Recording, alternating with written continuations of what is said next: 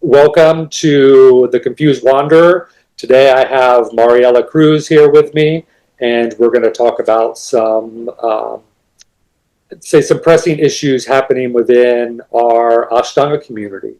And so first I want to have Mariela Cruz sort of explain how she got into the practice and just her history in this practice and studying in India with the Jois family. So Mariela, thanks for coming on. And, hi Todd, so nice to be here with you again. Yeah. Thank you so much for creating this platform, for understanding the urgency of speaking out in this moment in time. And well, my search started in Costa Rica. Costa Rica is a very, very tiny country in Central America. Some people confuse it with Puerto Rico, which is an island. We're only 5 million people, so it's super, super tiny. Yeah. And what are the chances that in the 2000s, when there was no internet, that someone gave me a yoga journal magazine? And I saw it and I say, no, yoga is for old people. And I put it aside and say, I want to do my aerobics, and then I do my running, my weights. And it felt like foreign to me. And then I was in California and I went to one of the yoga journal conferences. And that was the first time that I saw an Ashtangi practicing. And he was practicing Advanced A, the third series. And I remember the posture by Asana, the Shiva posture that completely touched me in a very, very special way. Yeah. And that's how it started. And then, I went back to Costa Rica and I said, very interesting. There's that practice. I didn't know there was a teacher. Right. There was a school. Right. And then I decided, I'm a lawyer. So I was working as a lawyer and I was kind of frustrated with my profession. I was not good at lying. I was not good at bribes or corruption, Yeah. And sadly, the system demands. Hold on, you're so I was longing something else. Go back a little bit because you froze for some reason. I froze. Okay. Right. So I was a lawyer and I was kind of I don't know, doubting my path. And then I started taking one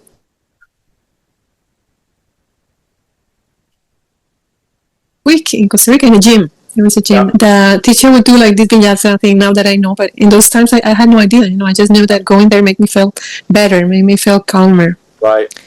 Yeah. And then one day the teacher said, I have a hospital appointment and can you please stop for me? And I was so scared. Oh my God.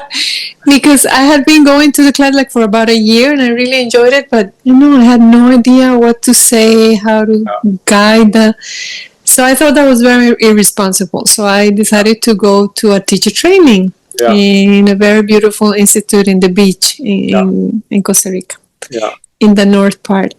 And there were a couple of teachers from Kripalu, from New York, that had opened Amba and Don Stapleton, and they were very nice people. And I had a wonderful, time, and I started understanding more about the practice in the jungle. It was very beautiful. Yeah. And then I met my friend Rebecca, who was an Ashtangi from Ohio, from Cincinnati.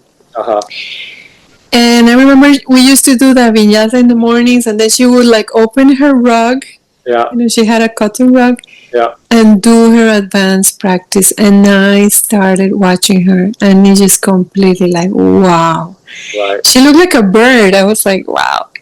And I say, could you teach me? This is something, I don't know what it is, but it's beautiful. And then I remember I had seen it in California. And she says, this is Ashtanga Yoga, and there's a teacher. Yeah. And the teacher, his name is Pattabhi Jois. He's in Mysore, India. And she had actually never been to India. And she never went to India. It's so interesting. She just gave me the message. Yeah. And then, life moved and I had the opportunity to go to India. And on the first trip, I was just like, looking around and very beautiful, touristing, and I forgot. Yeah. And then in the Lonely Planet guide, remember the Lonely Planet guide? Yeah. We used to have this thick book. Yeah, right. That is like, and it's at Mysore, Sri K. Pattabhi Jois, Ashtanga school. Yeah. And I remember I was in the north, and I just felt this pull to go down. That was in the 2003. Yeah. Uh-huh. Yeah. And then I took a train from the north to the south, 3 days in a train. Wow. In those slow trains, sleeping and seats, the wooden seats. Like people coming in, going. But it was very nice because I could see the country, and I was really in love. Yeah, I love train trips in Asia. Some of my favorites. Even if it's not the most comfortable to be on, some of the most beautiful things that I've seen is out of a window train. It's just, it's really so amazing. I've been missing the smell of India a lot. Oh yeah, totally. People don't understand. I love the smell of burning cow dung.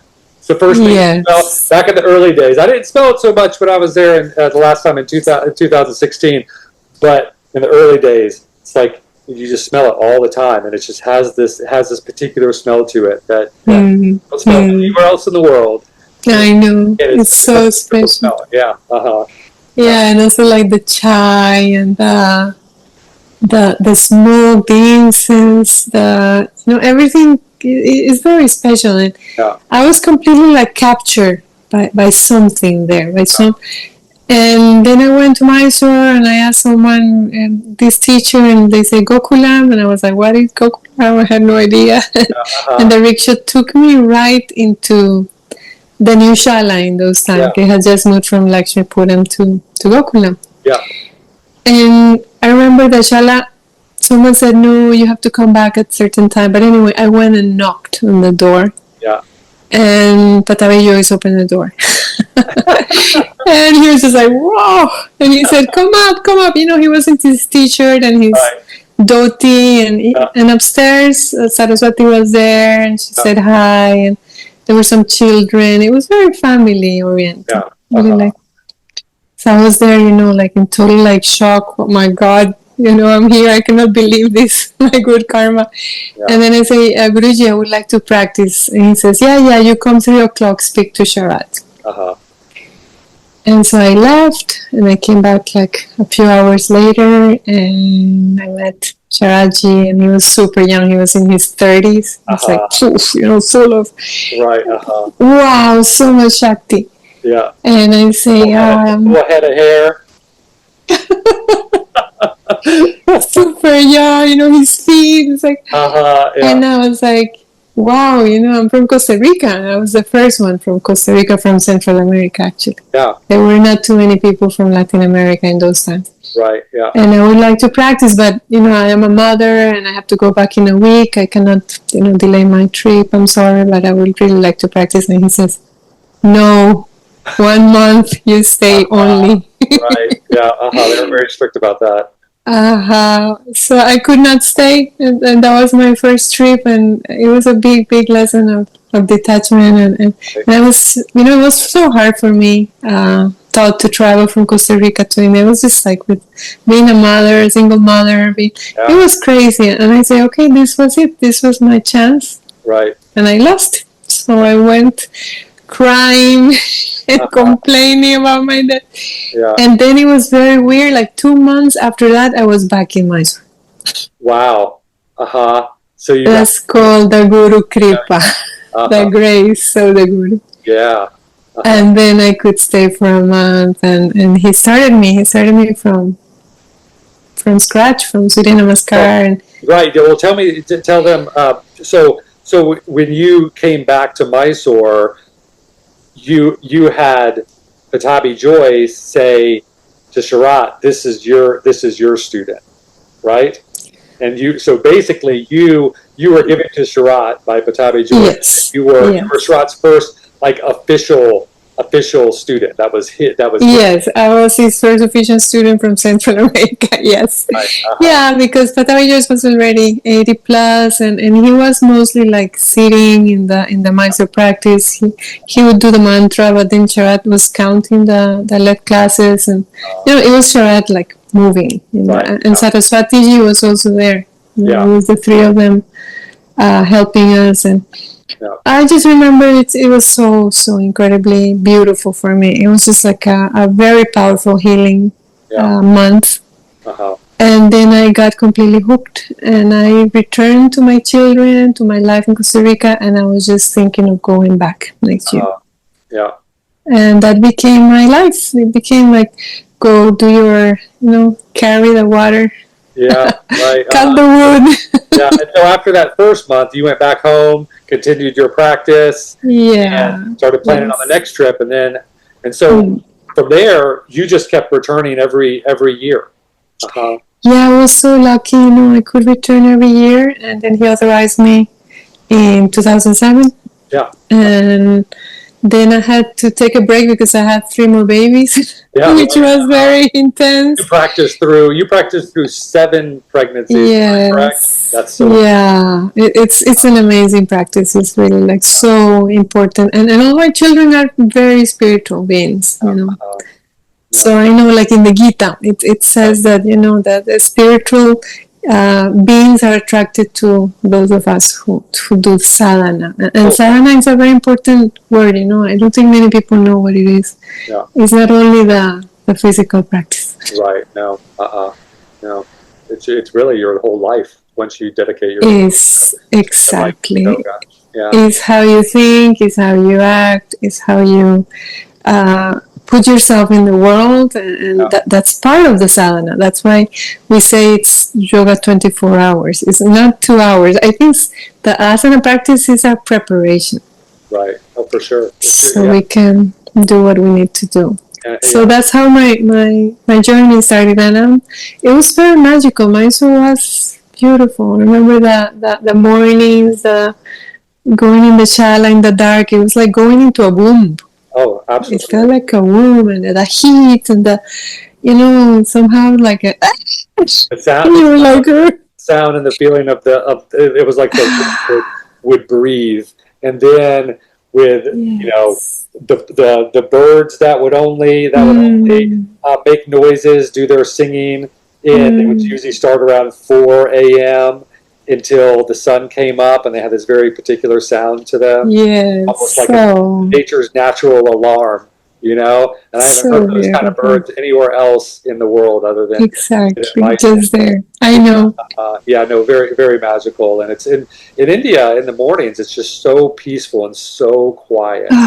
So when you're walking shala, and then back in the early days, all of those beautiful trees that Mysore existed sort of underneath, 200 people, huge trees everywhere, and how simple life was in Mysore. When I got there in the 90s, people, locals would tell me that, this was the last traditional city left in India where they still continue their traditional ways. When I was there, you would see no Western influence. And that was very magical because you felt like you were stepping back in time. Yeah. I remember going back to my apartment. I would come out. There was barely dawn, and taking my coconut and going back, walking to my apartment, crying. Right. Crying of joy. Just the feeling of being completely open, completely raw, and at the same time completely safe. It was a very interesting feeling for me. I had never felt safe, in our culture, in the patriarchal culture. Women are, abused. Since we are very little, we are put in these boxes of what we are allowed to do or not. So for me, coming to India was a huge breakthrough. Because my whole system, my whole culture, my whole family was against it. Oh, interesting, yeah. And just being there and understanding that it was so important for my personal journey, and not only for myself, because then that people started coming, and then I opened my studio, and then a lot was shared in this beautiful lineage. Yeah. And when So I was going to ask about when you started teaching. So you said you got authorized in 2006. Is that what you said? 2007. Seven. Mm-hmm. So after you got authorized, you immediately started teaching back in Costa Rica? I had already started teaching because I was teaching a group of pregnant ladies. Oh, yeah. It was very interesting, I had a group of like 40 pregnant ladies, and we were doing like this, yoga, prenatal yoga, which was really new and really like hip. Yeah. And then we used to have like a class on Fridays, and I used to call it like an improvisation because I wasn't even like sure that of the series. We had David Swenson's book, and we had but we were kind of like exploring, and we were getting injured. It was like, well, it was like very nice. One time I had like 50 students, and I was like, come on, people were like, opening, because in the United States, the yoga boom started like in the 90s. It came to us later. Oh, right.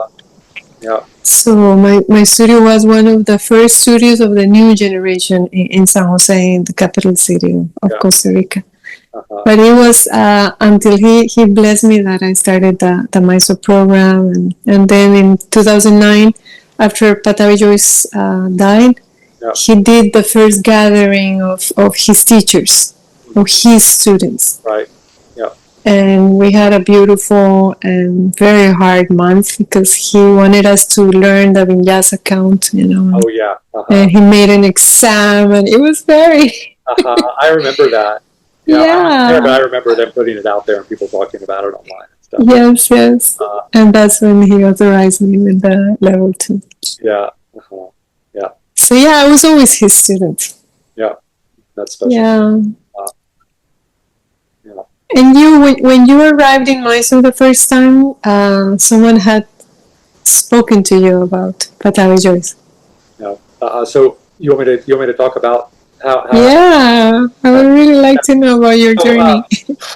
So this was definitely before yoga was really popular. I got started, and before I was introduced to Ashtanga, I was at a friend's house who had a book on Shivananda yoga. I'd never heard of yoga before, but I was in my early 20s and did a lot of partying, and was looking to move away from that. Yeah. And had some, she called them spiritual experiences on some psychedelic substances that really sort of opened me up. And so I was sort of opened up to the unknown and the sort of deeper mystery of life. And so I couldn't even put that into words, really. I was looking for something at the time, but really didn't know what it was. And so anyway, I was at a friend's house, and I don't even know where he got this book, because this guy, he had never done yoga before, but he happened to have this Shivananda book, and I opened it up, and I read the introduction that talked about the benefits of yoga, and I was like, wow, if yoga could do that for me, I would do that every day. And so I asked him, can I borrow this book? And he was like, yeah, sure. Well, anyway, from that moment on to now, I've practiced yoga pretty much every day. But it wasn't Ashtanga. So I started out with the Shivananda yoga, which I always felt was pretty lame. But anyway, soon after that, I was introduced to the practice of Ashtanga through a magazine. So I was working as a commercial photographer, and I was doing some side projects, doing some modeling shots for people. And this guy had come in wanting some modeling shots done. And I told him, well, okay, well, give me some, bring some clippings from some magazines to show me some examples of how you want to be portrayed for your portfolio. And so the next day he came in and he gave me this young men's magazine called Details. That's no longer around anymore. And it happened to have an article done by a freelance photographer that was, I guess, one of Eddie Stern's students that went to Mysore to study in Lakshmipuram with Pattabhi Jois. And so the guy left, I had the magazine, I was like, okay, I got to sit down and look at this. And I opened it up, and the first page was Pattabhi Jois. And I was like, what is this? Oh, my God. was like, this is nuts. So I just sat there. I couldn't move. I sat there and read the whole article. Before I'd even finished it, I was like, I'm going to go. This is what I'm going to do. I'm going to drop everything. I'm going to focus my life on saving money and getting everything together so I can go study with this man. And that's what happened. So that point on, first thing is my whole life. Once I started my first day of practice, I ended up, okay, so I jumped ahead a little bit. I ended up soon after that, finding a Yoga Journal article, the Yoga Journal issue that had all about going to Mysore, studying with Pattabhi Jois. And so in the back of that, so I had both these magazines, in the back of that Yoga Journal had Richard Freeman's video, and also had this woman, Beryl Binder Birch book, Our Yoga book. The bad lady. Yeah, the bad lady. So anyway, I purchased those. Those came in eventually, and I started my practice. Well, the day that I started my practice, my whole life just fell apart. I lost my job. I got laid off. I lost my girlfriend. I had to move back in with my parents. But it was a perfect opportunity. All I did for the next 6 months was just practice every day, twice a day, in the morning and the evening. I just kept practicing. And eventually, I taught myself the primary series on my own, just through a book and a video.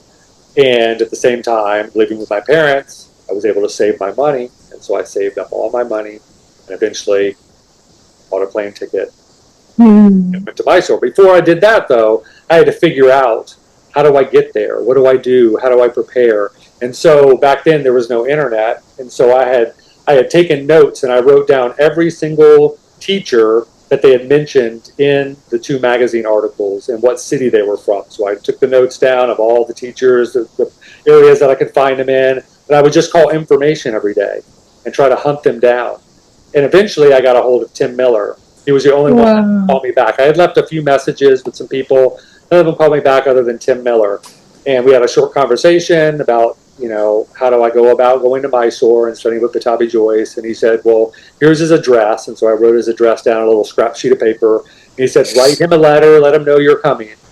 So wrote him a letter, let him know I was coming. A month later, never got anything back. Never got an answer. So I thought he would return my letter to let me know, yeah, it's fine, you can come. I called Tim Miller back. He said, oh, no, you let him know you're coming and then you go. And he said, my reassurance I got from him is he hasn't turned anyone away yet. So I was like, okay, so I guess I'm just going to go. And so I booked a plane ticket. And back then, I think my plane ticket was $2,500. It was expensive. It was very expensive. 5 layovers. It took me like 2 days to get. There were no direct flights back then. Layovers in like Qatar, like in the middle of the desert, in the middle of the night. I just had to sleep on a bench. It was nuts.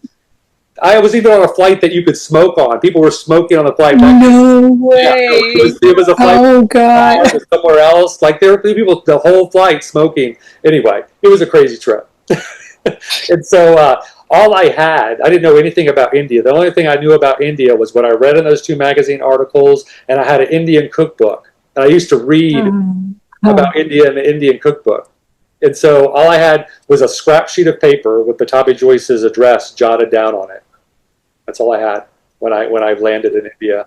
Wow. Yeah, we need a lot of trust, and courage to be able to do those jumps. And I really think there's a destiny for each one of us. And how you say, that you open the magazine and he was there. And for me, Rebecca came from the U.S. She got her passport to travel out of the U.S. for the first time to come to Costa Rica and give me the message.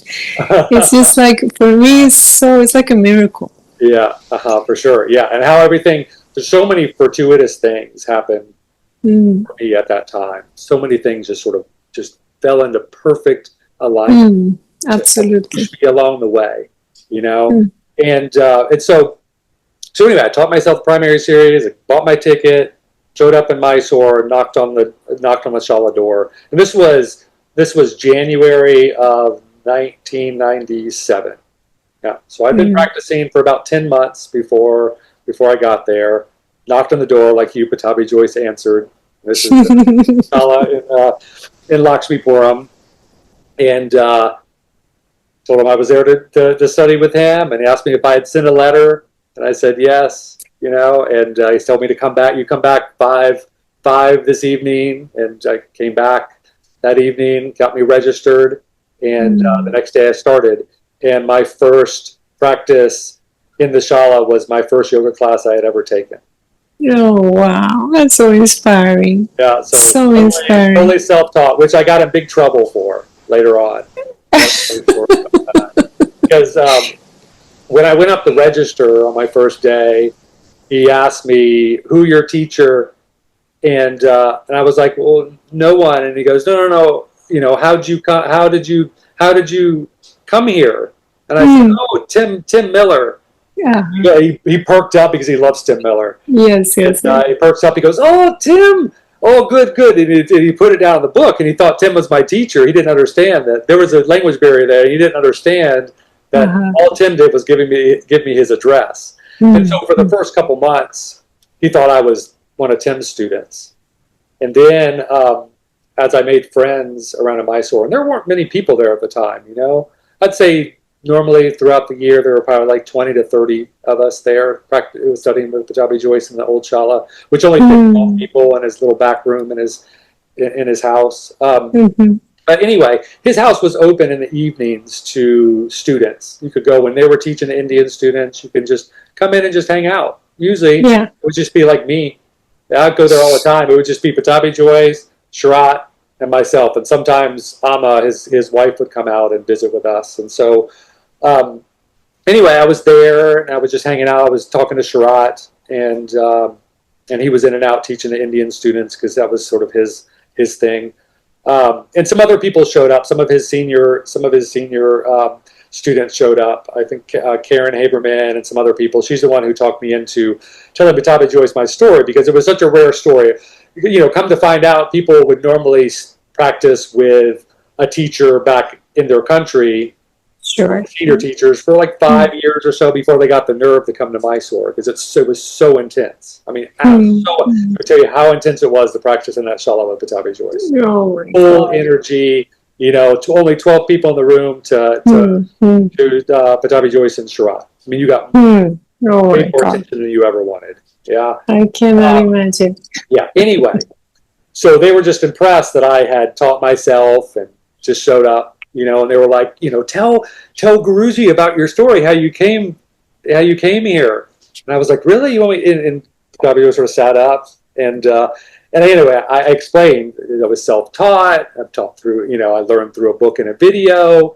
And he ended up scolding me. He wasn't impressed with it at all. He was like, bad man, book learning not correct. Book learning not. He said, Tim? I thought Tim Miller your teacher. I said, no. I said, I learned from a book. And the people that talked me into telling him sort of shrinking back, like, oh, we thought, he would enjoy this story. And here I am getting in trouble. And our relationship completely changed 180. My next class with him, oh my God, he stood up for me. He basically decided, okay, I'm going to watch you through your whole practice. And he basically stood over me, was counting vinyasa, making sure that I got so nervous. I remember he turned his head to go do something. And I think I skipped like Marichasana D. And he, bad man, you go, no skipping. And he made me go back and do it. He's cranking me in the pose, and he's doing this every day. Like, he is just putting me through the ringer. He took away a bunch of poses, put me back, got me back into place, and it was really intense. The next 3 weeks were really, really intense because his eye was constantly on me. But he got me back. He got me in line. And what shifted was, I think I was getting so much attention, and I was practicing so intensely, and I was being adjusted so much that I got yoga fever, so I got really sick, super high fever in the middle of the night. Sheets are drenched, fever so high my teeth are chattering. Someone came. I had never missed a day, and so one of my friends came over to check on me and realized how sick I was, and got me a rickshaw and took me to an Ayurvedic clinic and checked me in just for a day. They put me on IV. I refused. I didn't tell them I didn't want any medicine. They did a blood test, and I couldn't keep anything down. It was just going. Wow! Yeah, it was a full cleanse. full Oh my cleanse. So God. the crazy thing is, so after the next morning, it had all passed. I felt like my room felt like a storm had moved through. It was like the air was so clear. My head was so clear.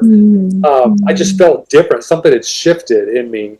And I just told the head of the clinic, like, call me a rickshaw. I'm ready to go home. No, you should stay. They tried to check my pulse again because I was so sick. They were a little afraid.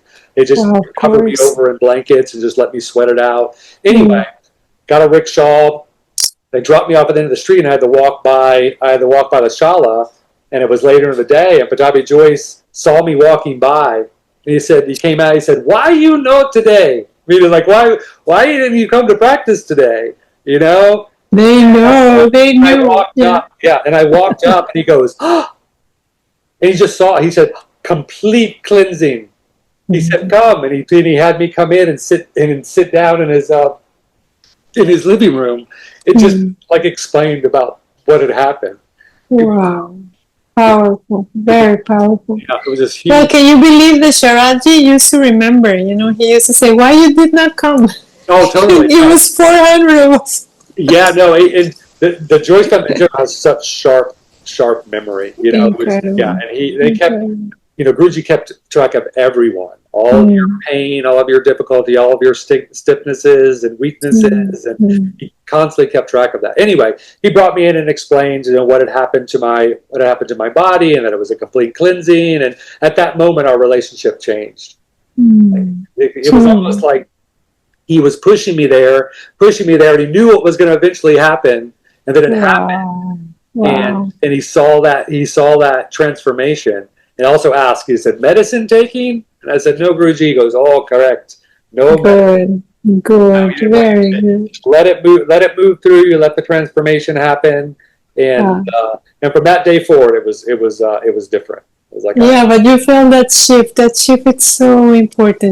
Those moments of clarity, of understanding, of realizing all the effort, all the sadhana, the tapasya, then the crisis comes. Right, yeah. And then you move through the crisis with your teachers. Yeah. And then there's light on the other side. Wow, so powerful. Yeah. And after that happened, I dropped like 15 pounds. Yeah. My body just opened up. Muscles started to form. I mean, it was such a huge shift. I went to an Ayurvedic physician soon after that, and he compared it to like a butterfly coming out of its cocoon. Is basically what had happened. It was like a rebirth moment, and it all brought on by Pattabhi Jois just caring enough to be there, to show me correct method, and get me in line, and knew that pushing was eventually going to take me to that edge. And as I went over that edge, that complete cleansing was going to happen. It just completely got me in line. Nothing was the same after that. Yeah. And so anyway, this was the beginning of my first trip. I didn't insane for 6 months, which people thought was completely insane, because most people back then could barely take a month because of how intense it was. Pattabhi Jois would want you to stay for 3. Said first month, much sleeping. Second month, much pain. Third month, no problem. Yeah. Flying.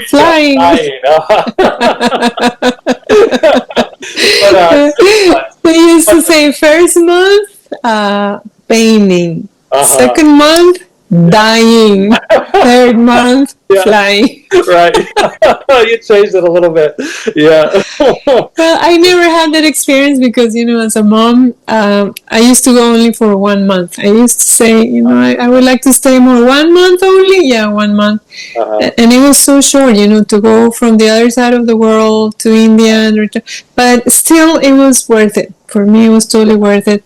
Yeah. It was, after the pandemic that I could, for the first time in all my life, I could stay for 2-3 months. And oh my God, it's so beautiful to stay longer and understand the benefits. Yeah, because there's a lot of effort, but also there's a lot of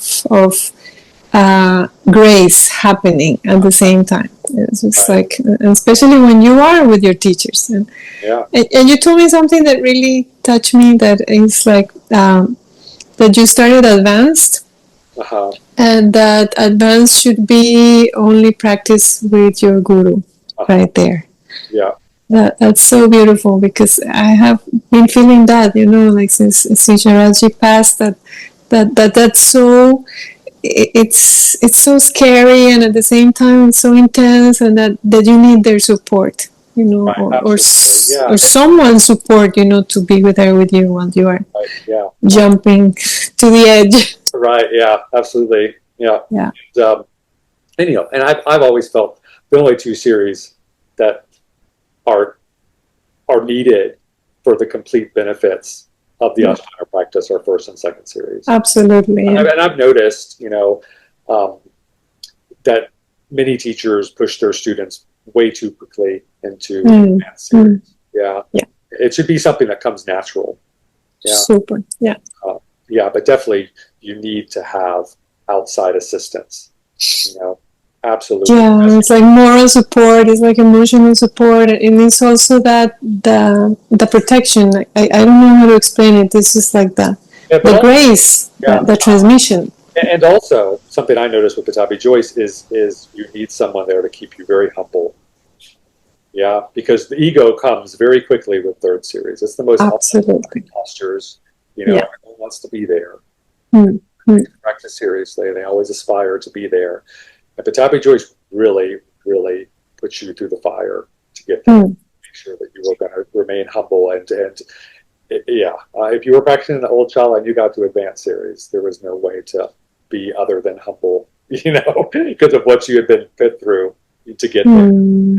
Yeah, it's walking through the fire, like you describe it, and it's a purification of all our vasanas, at least for me, of your priorities in the Western world, and understanding there's something else, there's something more besides the rat race, and the competition and the capitalism. Right. Yeah. It's beautiful. It's a new life, like you say, like a rebirth. Right. Absolutely. Yeah, I have had many of those in the practice, so not just the first one. And so spent my first trip there 6 months, and I don't know if people fully understand of how life was, just everyday life in Mysore back then. We had no internet, we had no AC. I mean, I lived in a place for 8 months with no running water. All I had was a cistern downstairs. I used to live my second trip. I was Pattabhi Jois' next door neighbor. I lived right by the shala upstairs. So you go down the little alleyway to enter into the shala, and my place was just 5 feet in the opposite direction from here. So I could hear, if I ever showed up late, I could hear the morning chant from my bedroom, and I could hear Pattabhi Jois saying, "Will you come?" I didn't sleep in that often, but he would come and yell up because he knew my bedroom was right there. But anyway, I didn't have running water other than that cistern, and so when I got done with practice every morning, the first thing is the water only came in the morning. So I would get done with practice, I would walk across the alleyway, and then immediately start filling up buckets and have to carry buckets up my steps to fill in these large upstairs. And so, I lived with no running water for 8 months, but cold bucket showers every day for 8 months.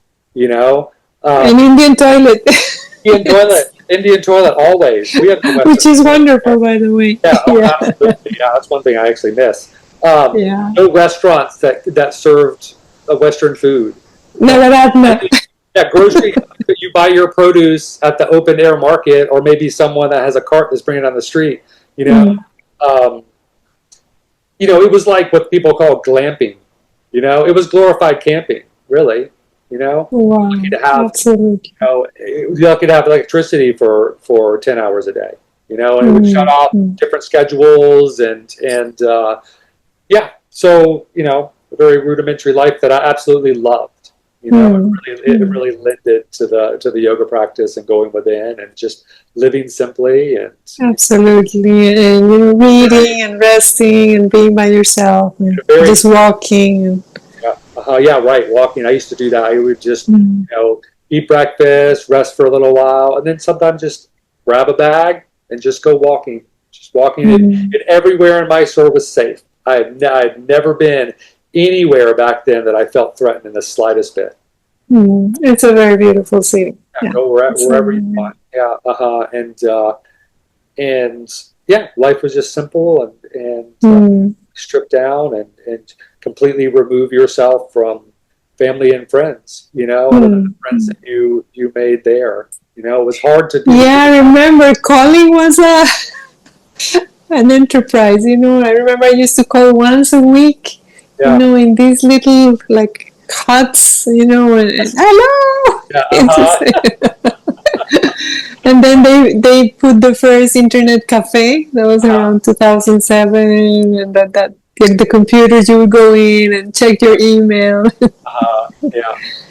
It was very interesting. Wow.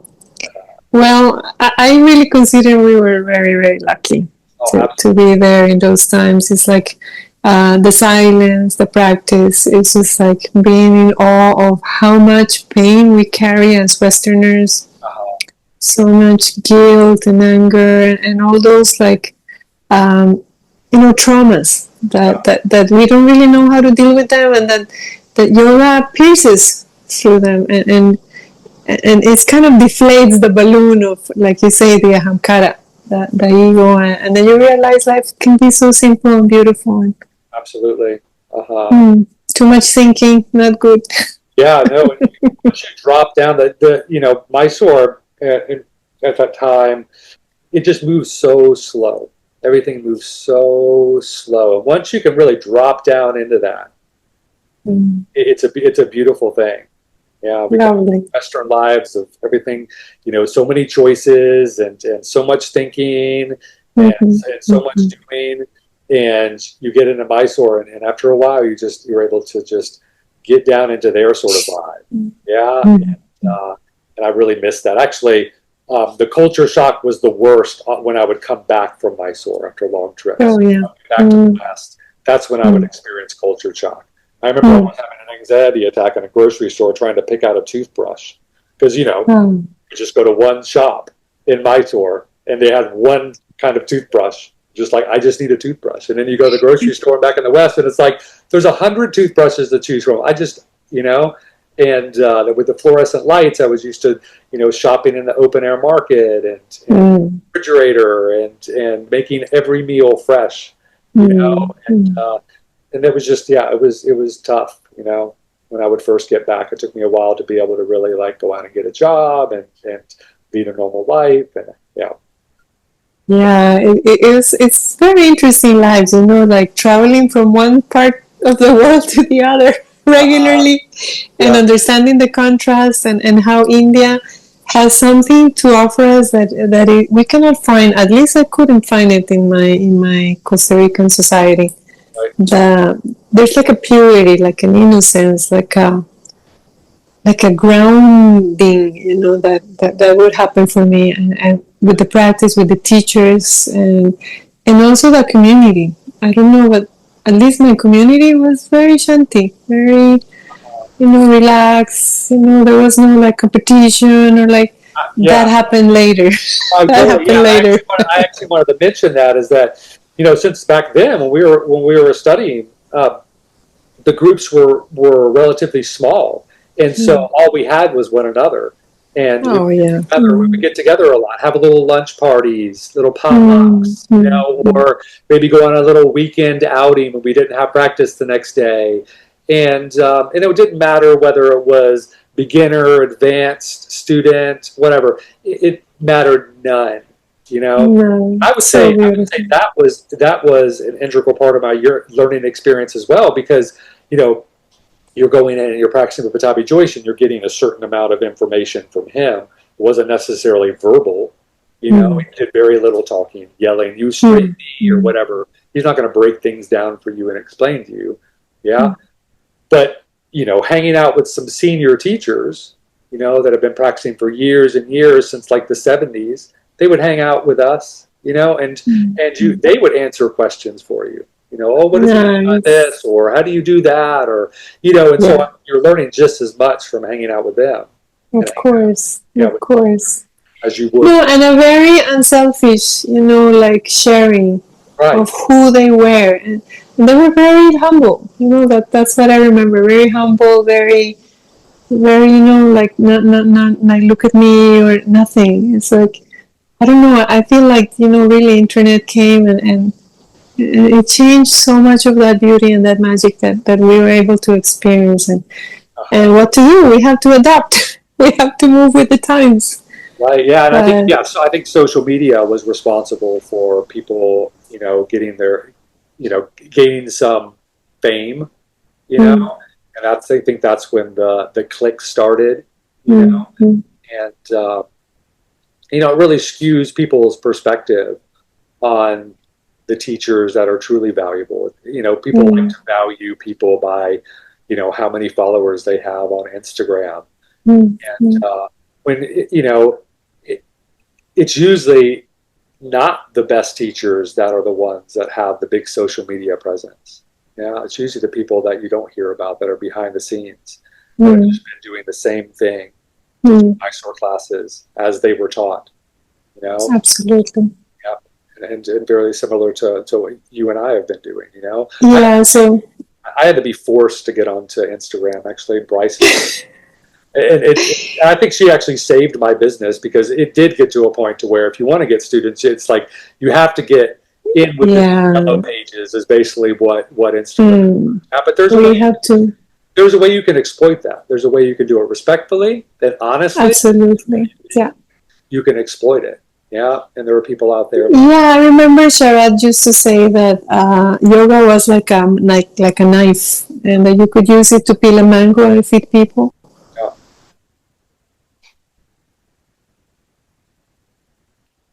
Kill someone.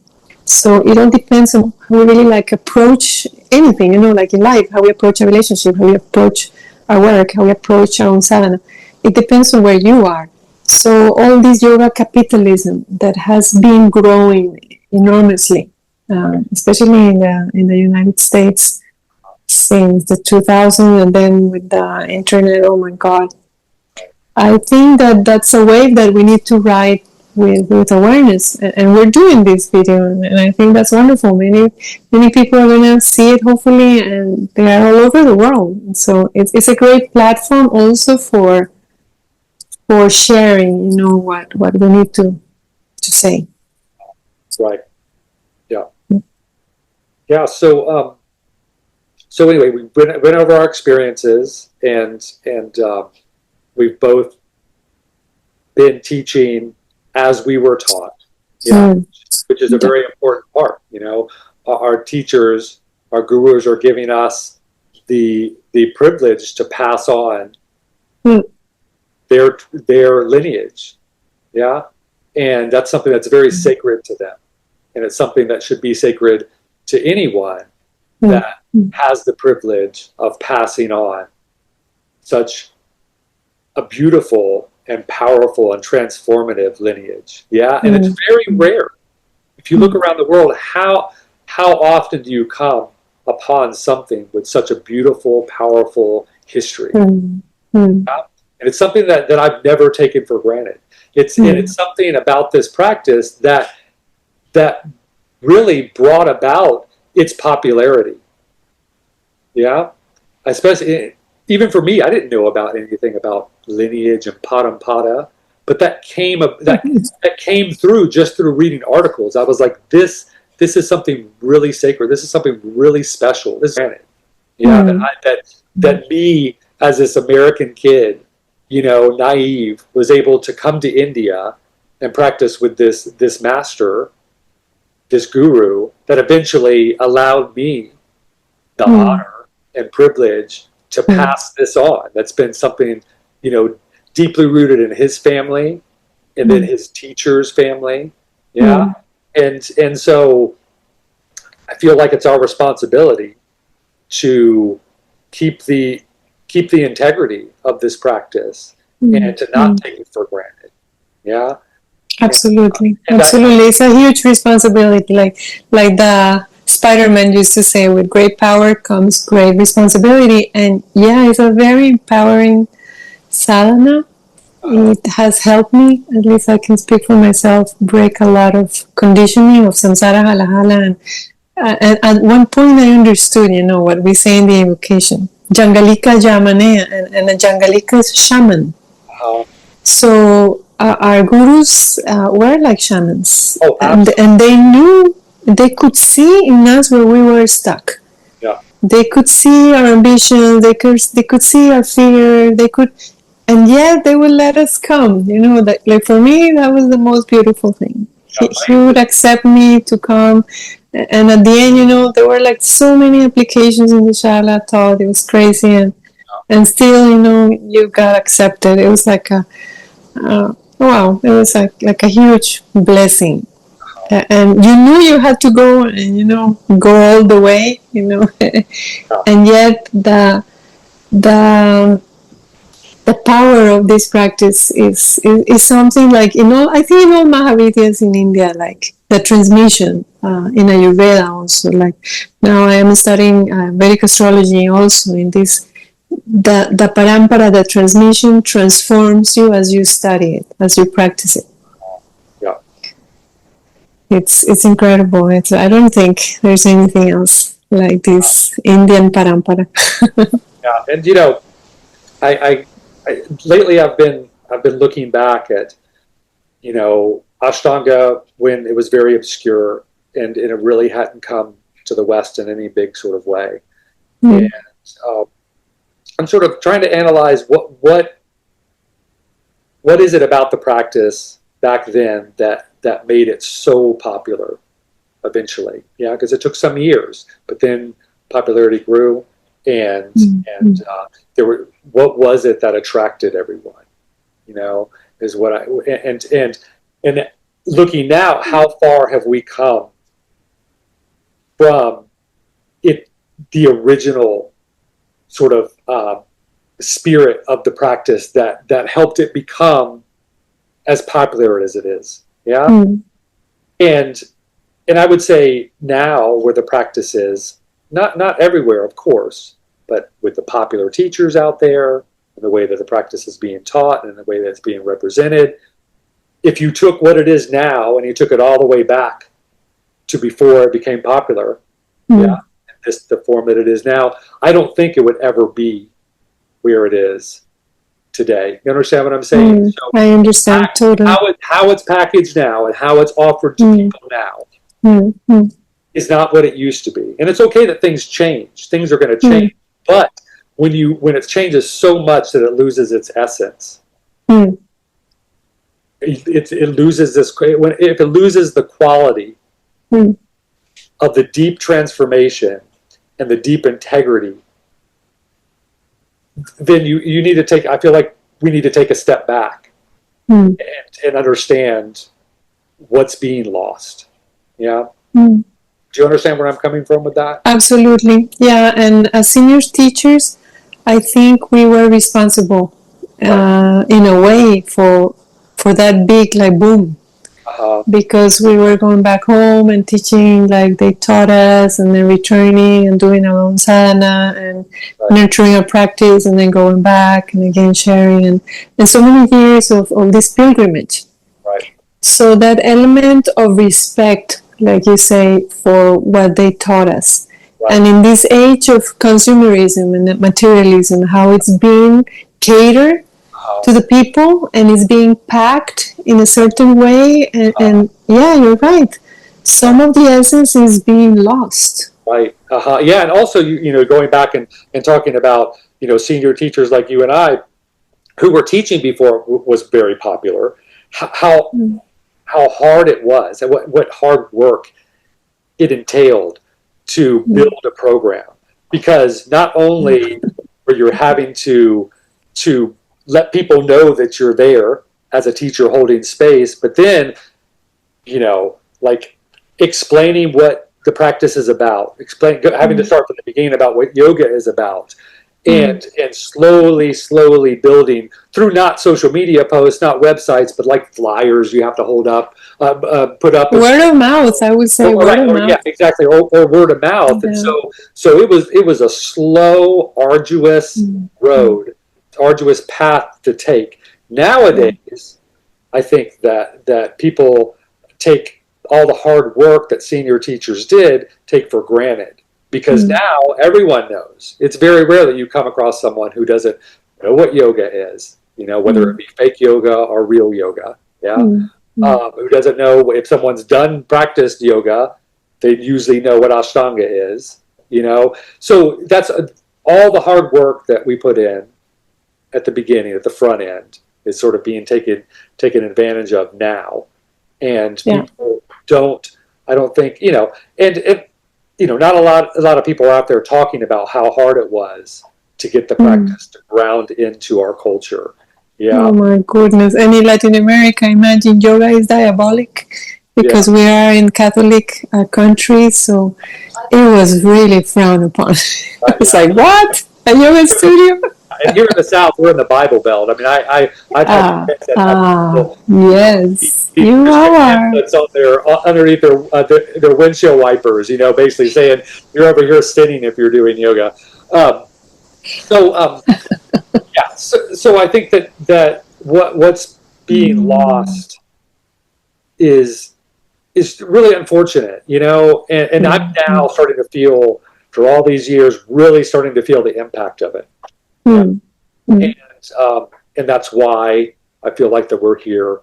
It's like it's crossed the line. It crossed the line, and we can either choose to go into our own cocoon and say, okay, the wave is going to pass, and I know many of our colleagues are doing that, like saying, all this drama is going to go away when 1 year passes, and actually, like we were speaking, part of our sadhana is to preserve the teachings. Right, yeah. Is to make sure this does not get watered down, because the transformation we both experience, we want it for more people. Right. We don't want them to experience half or a quarter or who knows 1/5 of what the real method means and how it can really completely transform your life, and your practice can give you a beautiful life, maybe a life you even could not ever imagine. Exactly, right. Because that power is coming from the source, which is in India. It's not a thing that can be manufactured in America or in Canada or in Italy or I don't know. Yeah, and some people would say, "Oh, well, we're being fundamentalists." That's not what this is about. A system like Ashtanga has to have an inherent structure. Absolutely, it has to have boundaries. If it doesn't have boundaries, then it's just yoga. Yeah. In a sense, And that can be dangerous in these times. Right. Yeah. I mean, people say anything can be yoga. Well, yes, in a way, but not anything can be Ashtanga yoga, as taught by the Jois family. Exactly. It's like a river. The river of Parampara needs to have the banks in place. Right. Because if the banks start dissolving, then the river just becomes a mud, a swamp, Quicksand. Yeah. Quicksand. Oh my goodness, even worse. Yes. And so it's not looking at it in a fundamentalist perspective. That's not what it's about, and I think that's where people are lacking an understanding there. Yeah. Well, when you experience the practice, in its true form, in its true intended difficulty. Yeah, because what I see is people try to make it easier. Which they start to blur the lines, and then it just doesn't work like it's supposed to work. Yeah, if you water it down like that.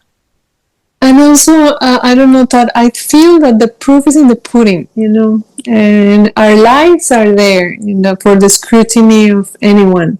Right. The transformation that we have experienced as senior teacher is there. And sometimes you just need to see who is teaching and how they live their lives and what is happening. And right now, it's so much exposure and so much voyeurism in social media. and that has really impacted how the practice is shared also in a way, and all these influencers in social media and all this branding, ambassadors, so you can buy their pants, their yoga leggings, and all these distractions that have come to, in a way, model the essence. It's very hard to navigate the waters of capitalism. It's extremely hard. People promoting teacher hopping. Mm-hmm. Mm-hmm. Yeah. And we weren't really, under Pattabhi Jois, we weren't really allowed, and I'm sure under days, you weren't allowed to do a bunch of workshops. You had to be, you weren't considered an Ashtanga teacher unless you had a shala and you were teaching Mysore. Back then it was 6 days a week. We didn't have like yes, so, of course. Because there's nothing you can offer someone as a workshop teacher unless you've held down a Mysore program for at least 10 years. At least. I had it for 16, and I know what you mean. There's something that you learn as a practitioner when you are teaching. There's something, because if you're just a practitioner and you don't, like you say, you jump here and there, workshop, and in 3 days, I've done workshops, and you can give them a little taste, but you cannot really know them as a person, as that sacred bond of the student and the teacher that makes us grow, both of us, that is sacred in both sides. It's not that I know and you don't know. It's like we don't, how can I say, we don't consider a hierarchy, at least for myself. We go into this space of bonding for the yoga. So we can both grow and we can both evolve. It's necessary for both parts. It's not that I'm better than you. No, we can just practice a little longer. That's all. Oh, right. Yeah. We're both a work in progress. Absolutely. Totally. I mean, I'm still amazed that I feel like that I am still learning a tremendous amount. Every day. Every day. A new approach to an adjustment, a new approach to how to teach someone a pose, or little things, but that you could be. I've been teaching daily Mysore classes now for 26 years. 6 days a week. Oh, well, 5 day a week in a leg class. But anyway, that I'd still feel like a beginner. Absolutely. Because every meeting is new. And in our own practice, at least I speak for myself, every day I remember something. Or I reconnect to something that, every day is new. That's why we never get bored. Exactly, right. Yeah. Yeah. And teaching a Mysore program is, as you probably know, one of the worst things you can do for your practice. It's intense.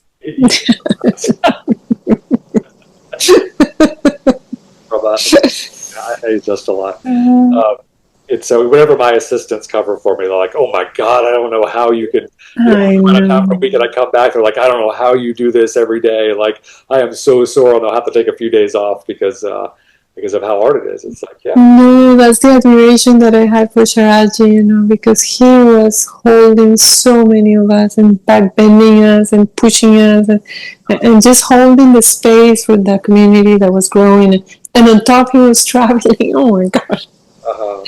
It was just like when we were there after COVID, that was a very special season. It was only 50 of us. Yeah. And it was so nice, to be back in the shala after 2 years of confinement.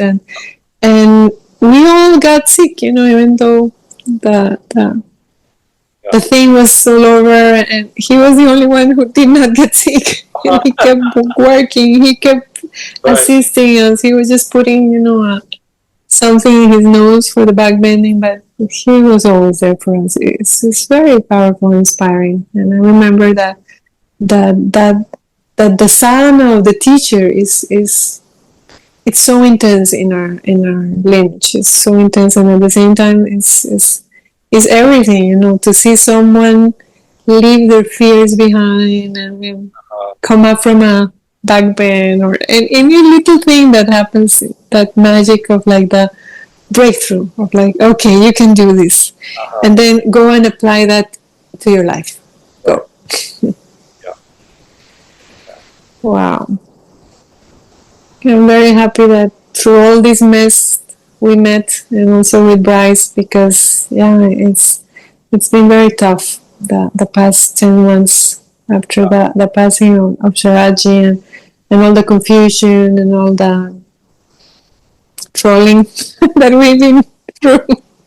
Yeah, yeah, and so, do you think we should go in and talk about, like, in this, clarify what it exactly is happening for people that don't maybe aren't up to speed with Yes, what that the would be situation is, that and would be sort of important. what's brought us together and what Mm-hmm. has prompted us to start to speak out, because we're Yeah. both usually pretty quiet on social media, and just stick to ourselves, and Mm-hmm. something's been going on that's so overt, Mm-hmm. um, that it's really, created a situation where we felt like that we couldn't be quiet anymore. Mm-hmm. That this calls for us to maybe, I mean, for me especially, to step out of my comfort zone and to come out of hiding, in a sense, and speak up. Yeah, and I'm Yeah. surprised that I sort of stayed in the background, thinking that all these other senior teachers, especially certified teachers, were going to come out and say, "Hey, wait a second, what's going on here is not correct." Mm. But they haven't. Well, they wrote me privately, but none of them came Yeah. out. So I'm so happy you came out, and I know we have been receiving private messages supporting what we're doing. Perfect. So Yeah. I know people are listening, because I see all my stats growing, and yours too, and I know they're reading, they're listening to our videos, and so that's why we decided to take further action. Because it's important when you take an action to understand that it comes from a place of respect for the lineage. It's not that we want anything for ourselves here, No. because that would be the last thing. Not looking for fame or No. special attention or anything like Mm-hmm. that. No. I'm fine with it's staying behind the scenes and just doing what I love to do, teaching Mysore classes. Mm-hmm. And I have a thriving community. I don't need Mm-hmm. myself out there in the public eye, Mm-hmm. unless it calls for it, which I feel like it calls for it now, because I see Right. I see uh, I see things heading in a direction that, Mm. if left to their own devices, if left Wow. unchallenged, is going to end up destroying what made this practice so special and gave it its deep rooted integrity. Mm. And so that's why we're here now. That's why Yeah. we're speaking up. And I understand it's sort of uncomfortable for people when they hear this, and some people perceive it as creating drama, but the drama is not coming from us. The drama is coming from the ones who really stepped out of line, and who are going against the integrity of this practice.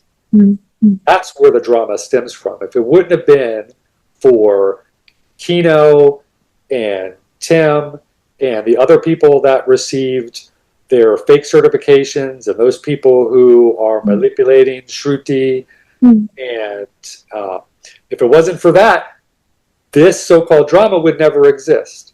So let's make sure that people understand where this is stemming from. And bad people are allowed to do crooked things when good people remain silent. Yeah. And truth is belligerent, like you said. Absolutely. And truth is belligerent. This is not going to Yes. be, this is not Yeah. meant to be comfortable. Yeah.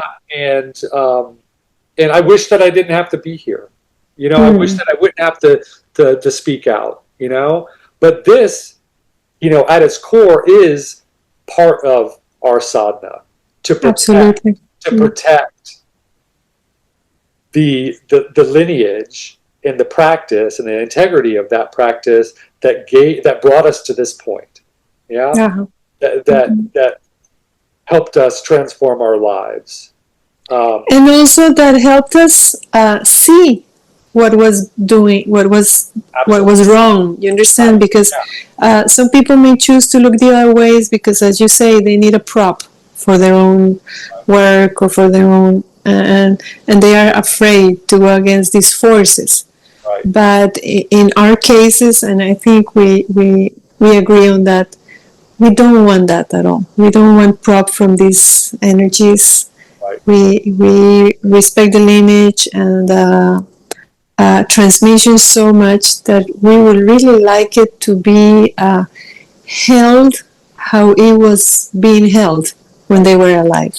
Right. And thank God, we have Saraswati Ji and we have Manju Ji and the teachers that are honoring this transmission. And on the other side, we have all this mess. Right. All these, like you say, crooked, obscure, self-serving forces that have a lot of, let's say, business perspective. And they see this as a business, because yoga is a big business in the world, of course, instead of as a practice of respect for the tradition. Absolutely. Yeah. And people that are power hungry and, are addicted to the fame, and that's not, that's not what yoga is about, Yeah. And so, it's obvious that these people are not being honest, are not being transparent, not being upfront with their intentions. So they're existing behind the scenes, manipulating people, and then putting out this false persona online. And I don't trust people's persona online on Instagram. No, it's a mask. Yeah, it's absolutely a mask. Yeah. And so, we're just here to bring out the truth of what's happening behind the scenes. Truth manipulated, and being manipulated into giving these fake certifications, being manipulated into keeping Sharath Yoga Center open when there's no reason for it to remain open. Exactly. That's so important, Todd. That's so important, because many who may be listening, they think that the school is still open and there's something there. Right. And that's a false perception. I just saw someone the other day posting online about how excited they were that they thought they were never going to get accepted. Their application got accepted. They're going to accept everyone. Of course. What standards do they have now? They don't care. No, but who's teaching? Right, yeah, and you're right. And who? Sharath Ji is not there. Who's teaching? Right, yeah. So why would someone travel all the way to Mysore to study with someone they could study with in Italy or America or Spain or whatever? Why would they need to come all the way and study with Western teachers? That does not make sense at all. And they're claiming that they're keeping the center open in honor of Sharath Ji, but you can honor Sharath Ji in your thoughts and in your practice. You don't need the shala open. That's done. Absolutely. That should be finished. That's how you can honor Sharath. Yeah. And then you go to his mother, or you go to Manju. Yeah. You stick within the family. That's their lineage. That's no one else's. Yeah, I heard from a student that was there while I was there in February, Todd, and he got authorized. Yeah. And he shared that he was so ashamed of that authorization that he wouldn't even share it with anybody in social media. Yeah.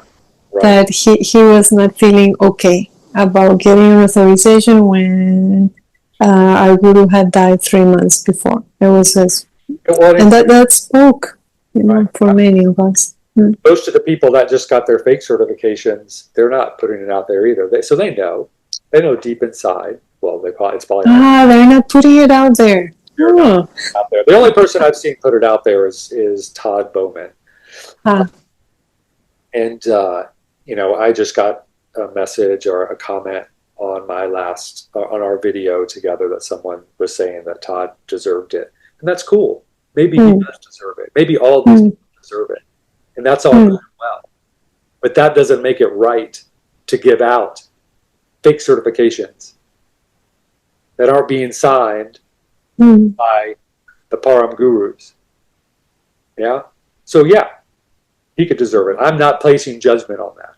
All these people might deserve it, which actually they don't, for the most part, none of them fell under the criteria, but still, that's not, we're not splitting hairs here about that. They could all deserve it for all I care. It's that 3 months after Sharath's passing, who's signing these certifications and authorizations? Not anyone that has been authorized or certified to do it. If one of these people were qualified, then why not just go to Saraswati? Yeah. Like, exactly. Okay, so they deserve it. Okay, well then go to the right place to get it. Yeah. Yeah, well, I'm gonna go study with Saraswati, but not to get certified. Yeah, I'm gonna go.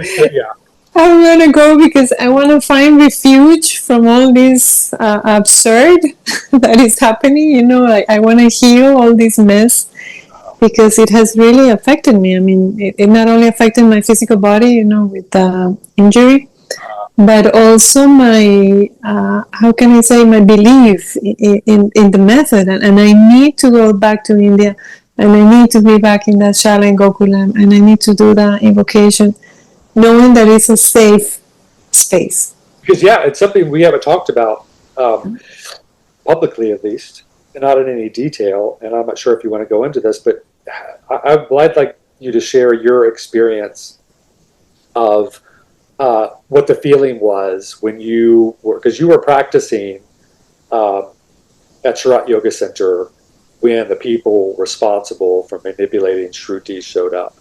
And you said that they brought this darkness with them that basically sent you packing your bags and going over to Saraswati because you no longer felt welcome in the space.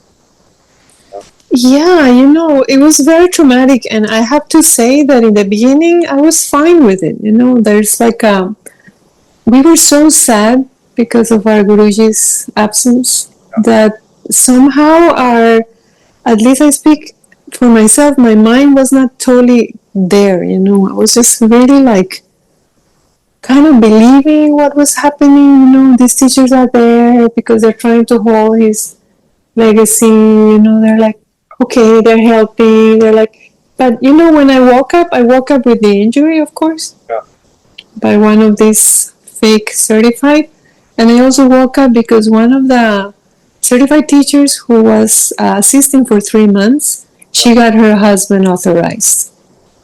And I thought that was absolutely off because he did not have the practice of Alet second with Sharath Ji at all. He had been there maybe a couple times. Right. So I started seeing that there were like things going under the table that were not right. And that's when I decided to write my blog and really warn my students.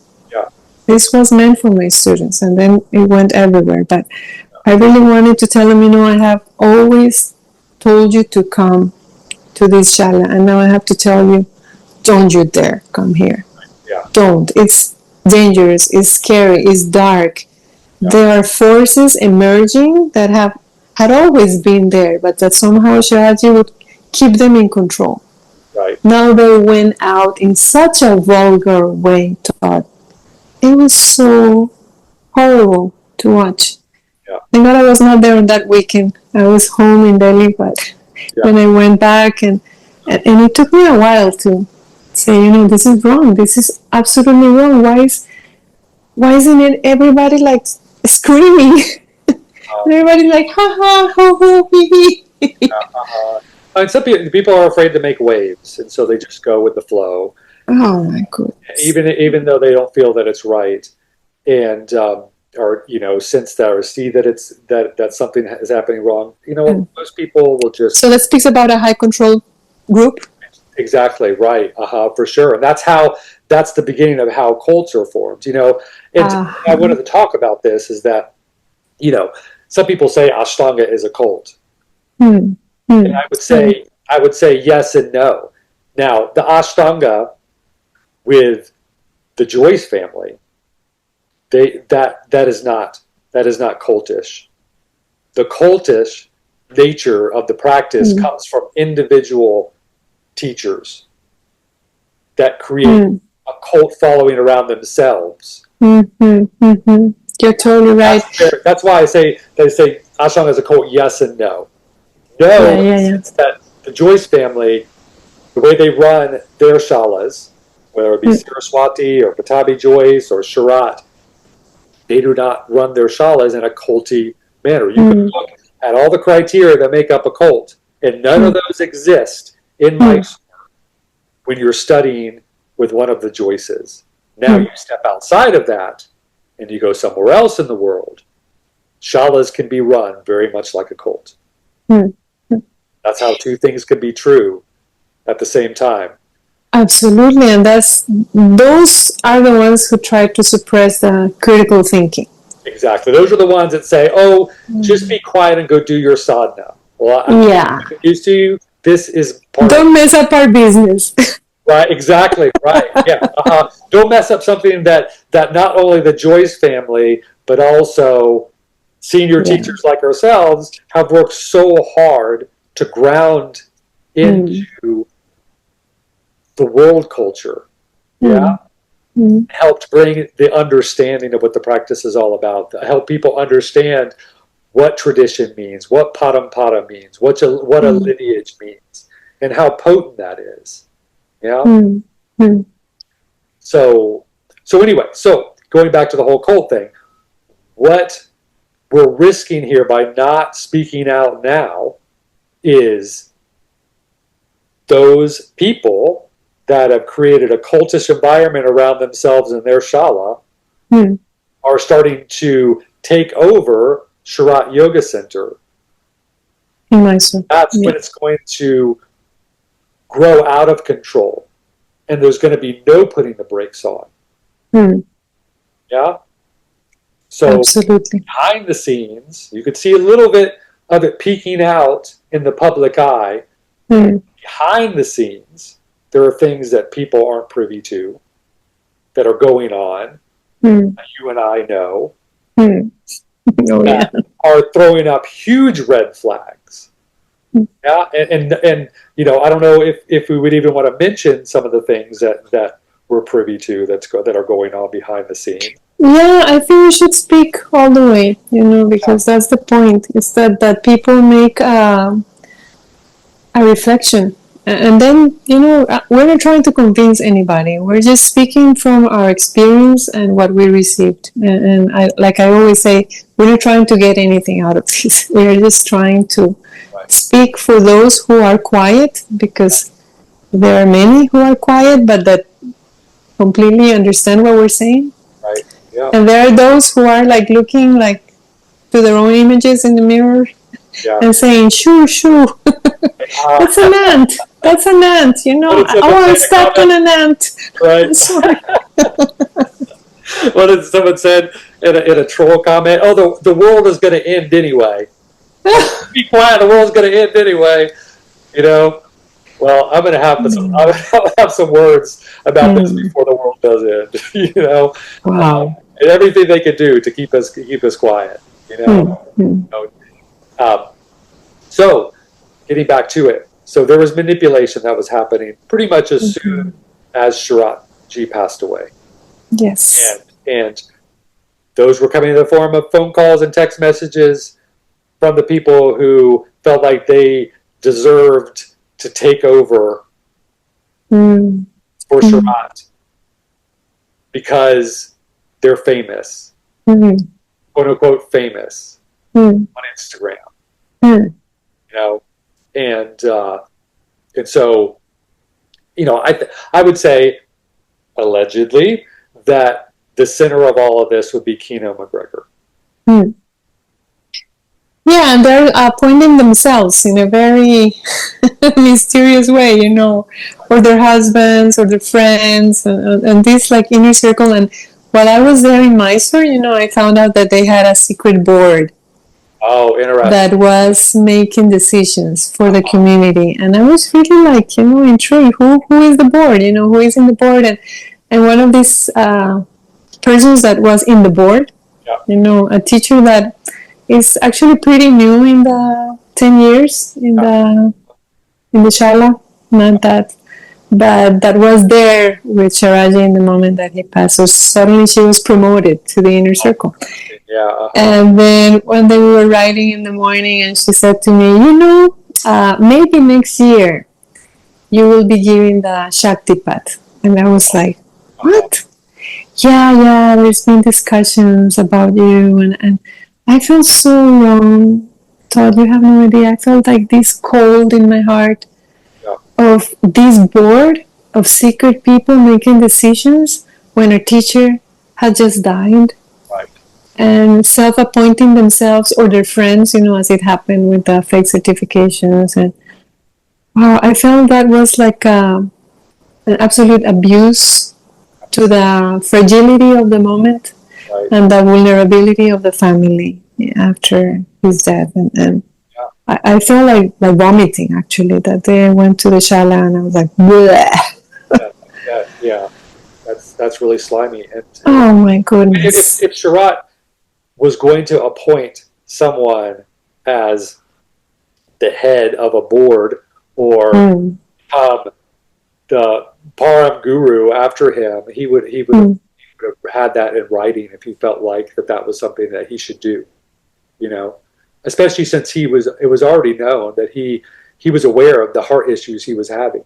People around him knew that he was having heart issues. Yeah, and so you would think, knowing that he was aware of heart issues, that he would have written something out that said this person is going to take over for me, but that was not done. Yeah, and so it's obvious people feel like that they deserve that spot.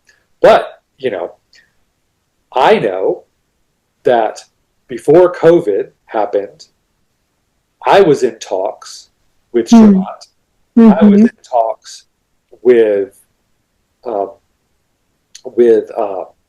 Tonya Jones of having Sharath workshops moved from Miami. This is so important to Atlanta. And then we were ironing everything out. Yeah. So he wanted to move away. He felt, as well as, from what I understand, Saraswati felt, and Manju felt, allegedly, I will say this, that some of Sharath's students, being Kino and Tim, were having too much influence on him. Too much pressure. Exactly. Too much pressure, trying to exert too much control and manipulation.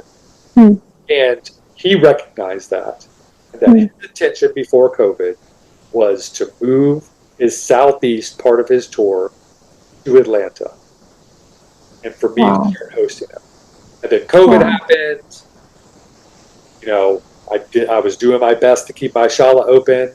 Couldn't even think about hosting him at that time. And so, and I'm sure that as time went on, that they got word that that's what was going on, and then they put Wow. Well, but that's very revealing of the juncture that he was at, and then when he dies, they immediately show up in Mysore to claim their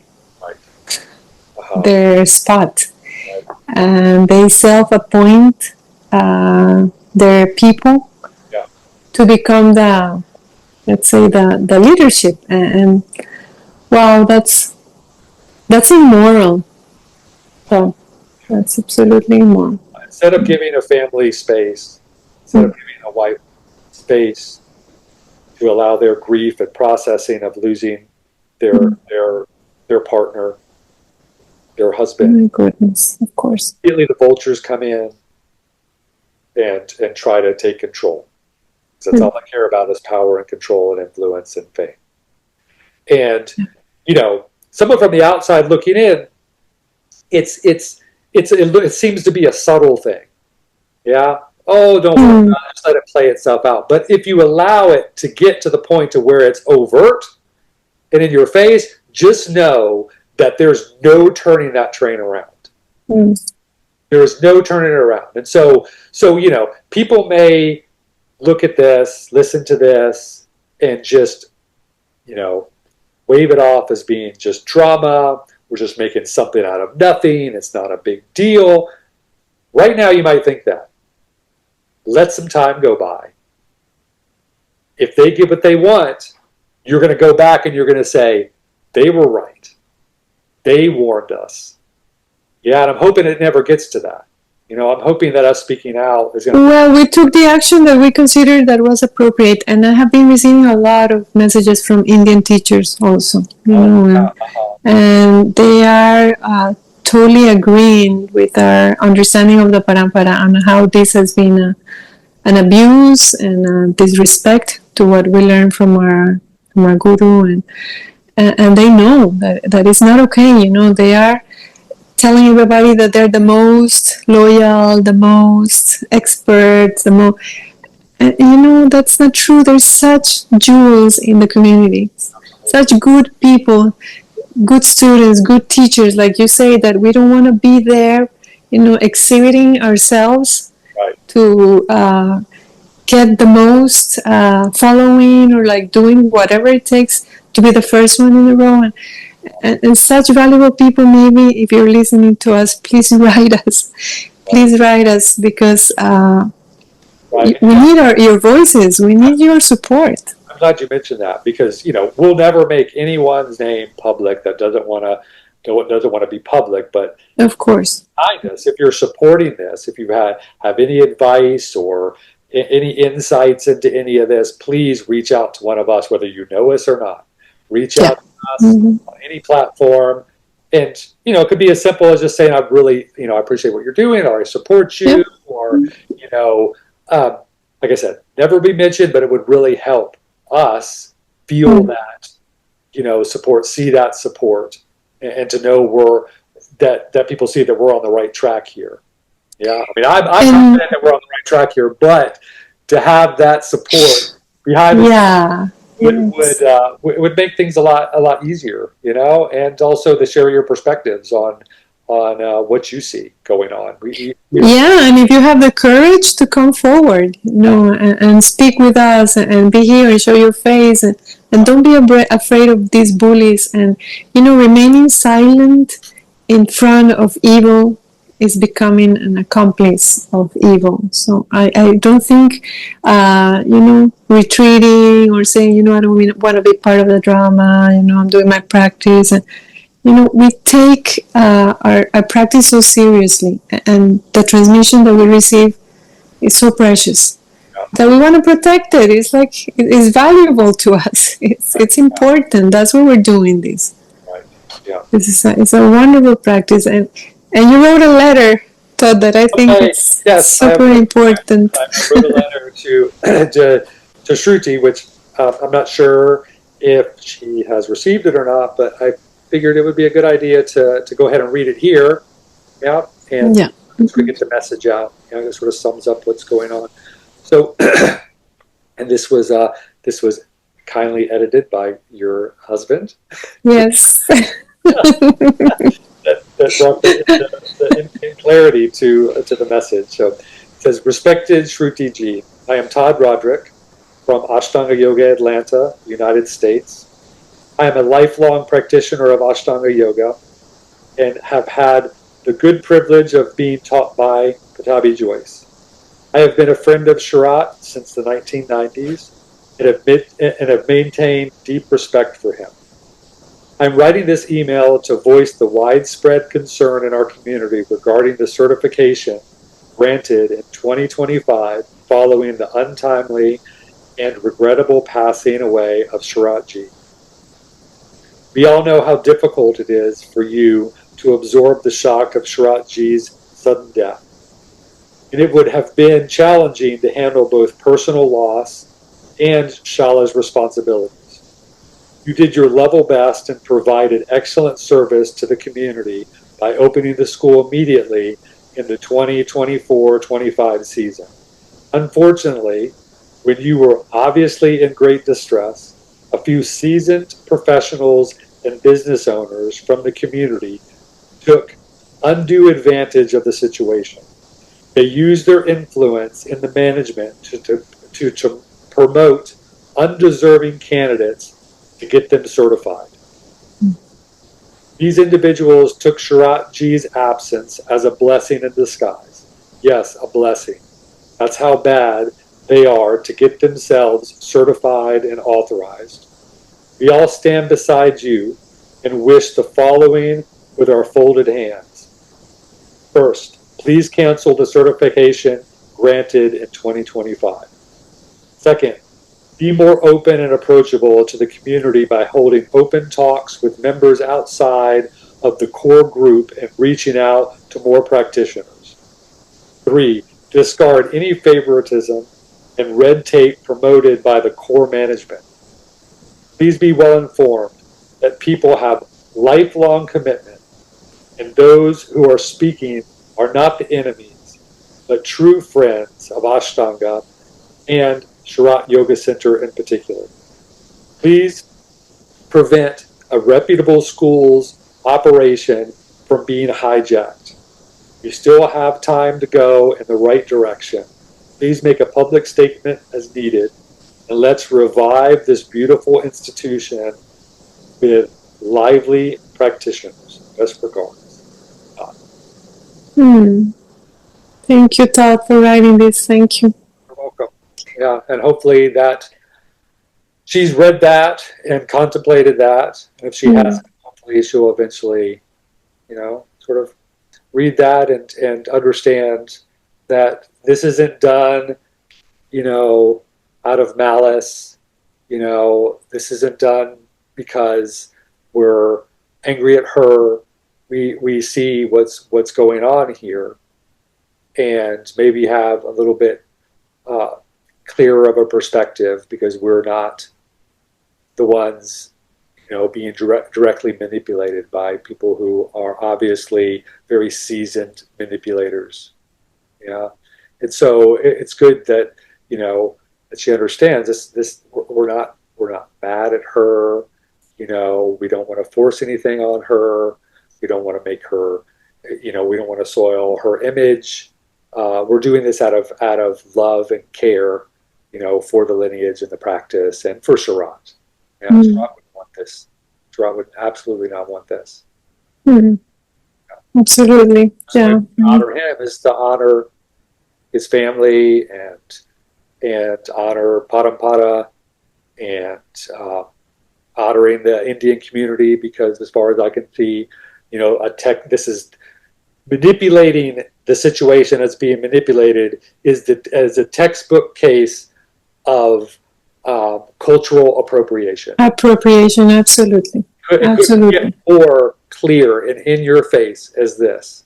No Westerner, regardless of how advanced or famous or experienced they are, should be involved with trying to take the role of someone that is actually part of this lineage and of this family and of this blood and of this heritage and of this culture.